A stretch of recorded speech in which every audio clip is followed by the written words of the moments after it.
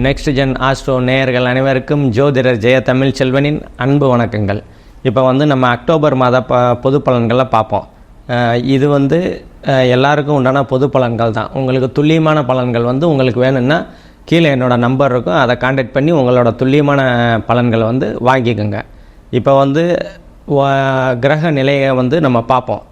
அதாவது இப்போ ரிஷபத்தில் குரு பகவான் இருக்கிறாரு, செவ்வாய் மிதுனத்தில் இருக்கிறாரு, சூரியன் புதன் கேது இவங்க 3 பேரும் கன்னியில் இருக்கிறாங்க, சுக்கிரன் துலாத்தில் இருக்கிறாங்க, சனி பகவான் கும்பத்தில், ராகு மீனத்தில் இருக்கிறாங்க. இவர் சூரியன் 17ஆம் தேதி அக்டோபர் 17ஆம் தேதி வரைக்கும் கன்னியில் இருப்பார். அதுக்கப்புறம் 17ஆம் தேதிக்கு மேலே துலாமில் நீச்சமடைவார் சூரியன். சரியா? அதை தான் அந்த சூரியன் நீச்சமடைகிற காலத்தை தான் நம்ம ஐப்பசி தீபாவளி அப்படின்னு நம்ம கொண்டாடுறோம். ஐப்பசி அமாவாசையை தான் நம்ம தீபாவளின்னு கொண்டாடுறோம். அப்புறம் செவ்வாய் அக்டோபர் 20 வரைக்கும் மிதுனத்தில் இருப்பார். அதுக்கப்புறம் 10 நாள், இந்த மாதத்தில் 10 நாள் கடகத்துக்கு வந்துடுவார். அதுக்கப்புறம் புதன் அக்டோபர் 10 நாள், அக்டோபர் 10ஆம் தேதி வரைக்கும் கன்னியில் இருப்பார். அதுக்கப்புறம் 11ஆம் தேதிக்கு மேலே துலாமுக்கு வந்துடுவார். சரியா? சுக்கிரன் அக்டோபர் 13ஆம் தேதி வரைக்கும் துலாமில் இருப்பார். அதுக்கப்புறம் விருச்சகத்துக்கு மாறிடுவார். சிம்மராசி நேயர்கள் அனைவருக்கும் ஜோதிடர் ஜெய தமிழ்ச்செல்வன் அன்பு வணக்கங்கள்.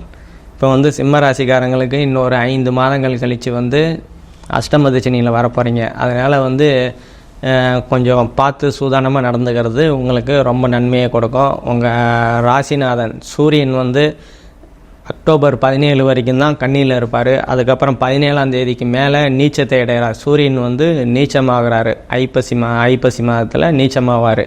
சரியா? ஐப்பசி அமாவாசை தான் நம்ம தீபாவளின்னு நம்ம கொண்டாடுறோம். அப்புறம் செவ்வாய் உங்களுக்கு அதனால் கொஞ்சம் பார்த்து ஜாக்கிரதையாக, இன்னும் ஒரு 17ஆம் தேதி வரைக்கும் ஒன்றும் பிரச்சனை இல்லை. ஏன்னா உச்ச புதனோட சேர்ந்துக்கிற வரைக்கும் ஒன்றும் பிரச்சனை கிடையாது. ஏன்னா குரு பார்வையிலையும் வேறு இருக்கிறாரு. அதனால் உங்களுக்கு இப்போ நல்லா ஒரு அந்தஸ்து, கௌரவம், மதிப்பு, மரியாதையெல்லாம் நல்லா இருக்கக்கூடிய அற்புதமான தரங்கள் தான். அக்டோபர் 17ஆம் தேதிக்கு மேலே நீங்கள் சிம்மராசிக்காரங்க கொஞ்சம் ஜாக்கிரதையாக இருக்கிறது உங்களுக்கு நல்லது. அதே மாதிரி உங்களோட 2ஆம் இடத்துல புதன் இருக்கிறாரு, குருவோட பார்வை இருக்கிறதுனால தன வரவெல்லாம் நல்லாவே இருக்கும். கொடுத்த வாக்கை காப்பாற்றக்கூடிய தன்மைகள்லாம் இருக்கும். குடும்பத்தில் ஒற்றுமைகள்லாம் ஓங்கக்கூடிய நல்ல ஒரு தன்மைகள் தான் இருக்கும். அதே மாதிரி உங்களோட 3ஆம் இடத்துல சுக்கிரன் அக்டோபர் 13 வரைக்கும் இருக்கிறாரு. இதனால் அக்டோபர் 13 வரைக்கும் இருக்கிறாருன்னா இளைய சகோதரனால் அனுகூலங்கள், ஆதாயங்கள் இதெல்லாம் கிடைக்கக்கூடிய ஒரு அற்புதமான தருணங்களாக தான் இது உங்களுக்கு இருக்கும். அதே மாதிரி ஏதாவது எடுத்த காரியத்தில் வெற்றி அடையக்கூடிய தன்மைகள் சுக்கிரன் 3ஆம் இடத்துல இருக்கிற வரைக்கும் உங்களுக்கு நல்லாவே தான் இருக்கும். அதே மாதிரி உங்கள் 4ஆம் இடத்தை சனி பகவான் பார்க்குறாரு, குருவும் பார்க்குறாரு. 4ஆம் இடம் தாய், வீடு, வாகனம், கல்வின்னு சொல்லுவோம். தாய் சம்மந்தமாக கொஞ்சம் சிறு உடல் உபாதைகள் அது சரியாகக்கூடிய தன்மைகள்லாம் உண்டு. அதே மாதிரி வீடு வாகனம் வாங்கணுன்னா கொஞ்சம் தடைபட்டு தான் நீங்கள் வாங்குவீங்க. வீடு வாங்கணும்னு சரி, வாகனம் வாங்கினாலும் சரி, கொஞ்சம் தடைபட்டு ஆனால் கண்டிப்பாக வாங்குவீங்க. ஏன்னா சனியோட 10ஆம் பார்வையினால கொஞ்சம் தடையாகும். ஆனாலும் அந்த குரு பார்வையினால அந்த தடைகளும் விலகும். உங்களோட 5ஆம் பாவகத்துக்கு செவ்வாயோட பார்வையாக இருக்கிறதுனால குழந்தைகள் மேலே கொஞ்சம் அக்கறை செலுத்துறது உங்களுக்கு நல்லதை தரும். அதே மாதிரி உங்களோட 6ஆம் பாவகத்துக்கு குருவோட பார்வை இருக்கிறதுனால வேலைகளில் இருந்து வந்த பிரச்சனைகள்லாம் உங்களுக்கு சரியாகக்கூடிய அற்புதமான தன்மைகள்லாம் இருக்கும். அதே மாதிரி உங்களோட 7ஆம் இடத்துல சனி பகவான் இருக்கிறதுனால கணவன் மனைவிக்கிடையே பிரச்சனைகள் அதெல்லாம் 2 வருஷமாக ஒரு மாதிரி தான் இருக்கிறீங்க.